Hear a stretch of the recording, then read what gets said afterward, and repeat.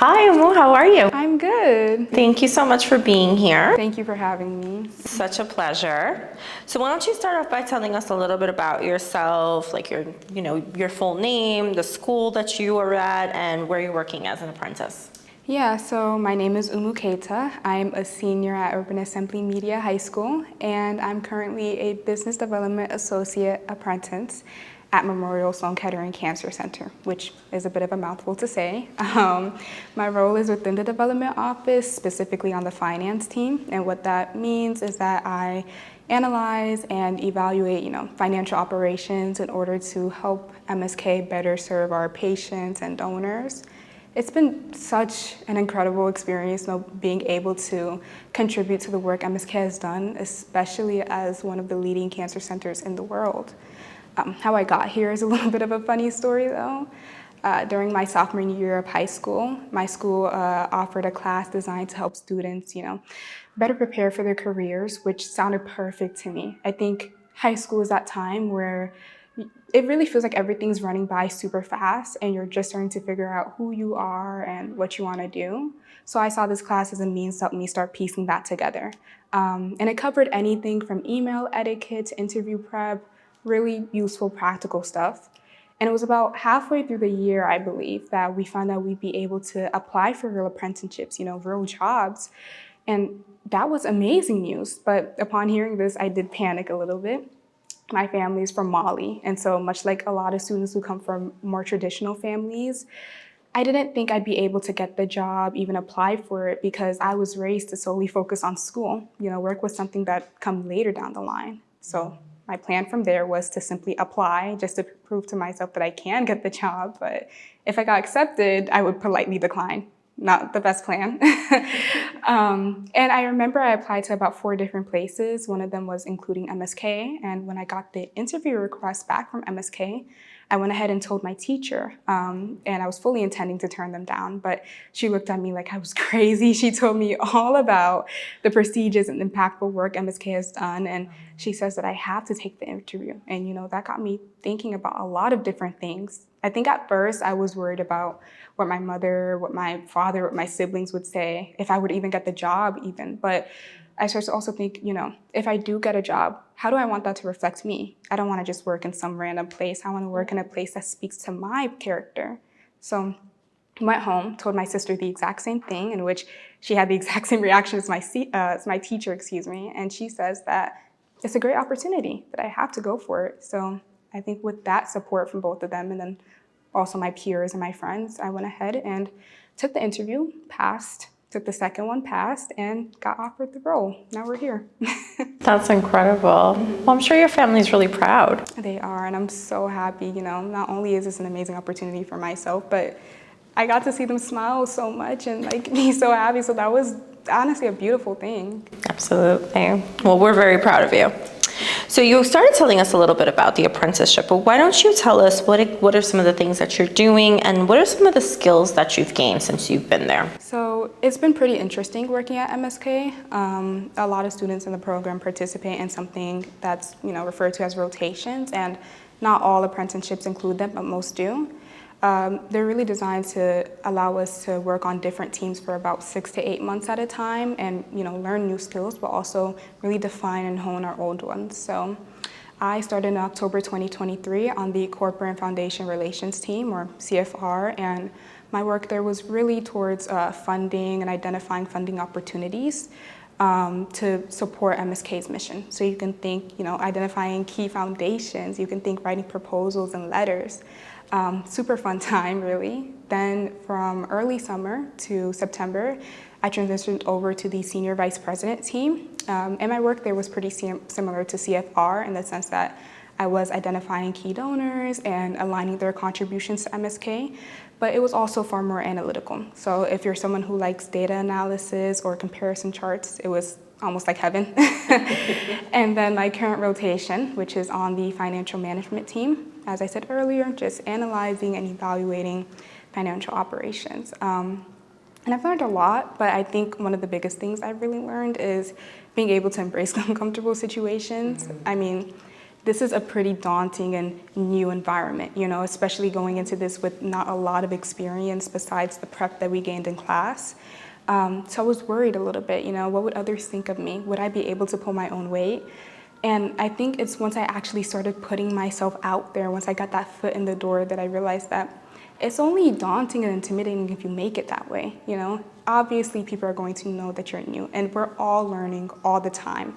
Ask questions, be confident, be proud of yourself for even getting to this stage. That's right. So, Yeah, it's a big deal that you're there, and no one expects you to be an expert, although you're doing pretty well for someone who's not an expert.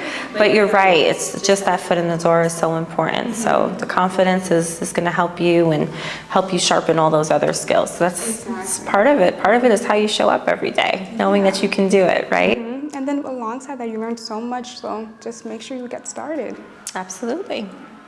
So nice segue into this question. Has your apprenticeship experience helped clarify your career goals or interests, and how has it influenced your future plans?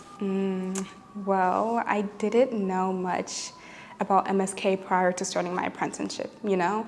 I didn't really know much besides the fact that they're a cancer center, but in terms of specifics and how they did what they do, I was really lost on that. But I think it was as early as the interview process that I started to realize, you know, I want to do something that contributes to something larger than just myself. I want to contribute to something that can be considered the greater good. And I think that's what MSK does.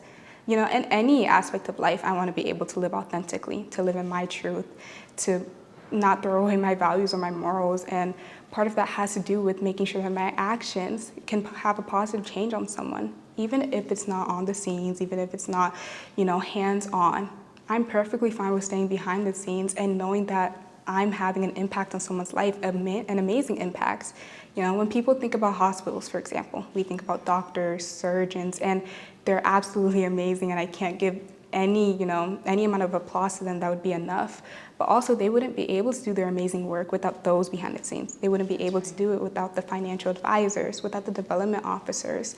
And I think it's beautiful to be able to have that interconnectedness within MSK, to know that we're all working towards one goal. So really what it's helped me clarify is, even if I decide to go into some completely different field, like sports, for example, I know for a fact that I want to be working for something that is not just solely for the purpose of myself. I want to be working for something where I can look back and say, yes, I did that, and yes, I changed that person's life, and yes, I'm proud of my actions. Yes. Oh my goodness. Make sure that you meet my daughter at some point so that way you can be a good influence on her. So, and here we go, another perfect segue. What advice would you give to other high school students considering an apprenticeship? How about for younger students? And what can families be excited about as they go through their education journey with us? Well, for students starting apprenticeships, stay present. I mean, I think one of my biggest mistakes when I was first applying was being scared of stuff that didn't even happen yet. I was worried about what people thought of me, but come to find out that my family is extremely proud. I was worried about things that hadn't happened yet. And I think that if I could go back and change that, I definitely would, you know? You can't fear something that is unknown, and obviously it's human nature to do so, but you should also be excited for yourself. Don't let that nervousness turn into something that's fear. Let it turn into excitement. Let it turn into something that pushes you to want to do more. Be present. As for families, I would just say, again, be excited, be open, you know, call yourself lucky. It's an amazing and beautiful thing to be able to see someone in your life, whether that's your child, your younger sibling, anyone, go through so many different changes that you know is only going to do the best for them. And I think that with this, being able to, you know, not only support them, but see that they're learning in so many different ways outside the classroom. They're learning in ways that might actually be tailored specifically to them. I think you should be excited. I think you should be jumping with joy even. And I think that, again, you should be able to welcome that with open arms. So. Absolutely. And it makes your classroom so much more real, right? Like all the things that you learn in class, if you're sitting in a math class or an English class, like, why am I learning this? And now you're in a job where you're using all of these skills and more, right? Skills that maybe you didn't even realize you were using before. And now you're like, oh, this all makes sense. It's so funny because I think growing up, a lot of us say, well, how am I going to use this in the real world? world, you know?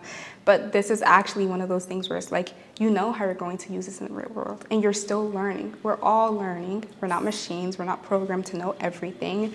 And I think that this apprenticeship is such an amazing opportunity to learn not only more about what you want to do in life, but learn about yourself. Learn about how you want your job to reflect you. Learn about how you want to contribute to something other than yourself. Learn about yourself as a person, as someone who's part of society, you know? Absolutely. I love that.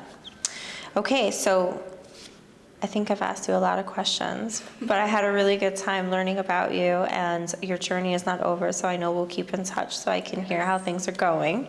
And we can't wait to see where you land. We know big things are ahead for you, and you have such a bright future. And, you know, even though that future is bright, you've started it now, and I think that's the power of Pathways, right? Is that we have so many bright young people in high school, and rather than have them wait to start those futures when they get into college, they're starting them now, just like you. So I want to thank you for spending time with us and telling us about your experience, because it's only going to motivate and inspire your peers. Thank you so much for having me. Of course. Yeah, I'm going to give you a hug. Mom, I just want you to know that I'm proud of you. Your family must be super proud of you. I can only hope that my little girl does great things like you. I'm sure she will. She will. Thank you. Hey students, we invite you to chart your own path. Tell us about it at #What'sYourPathway. We'd love to hear from you.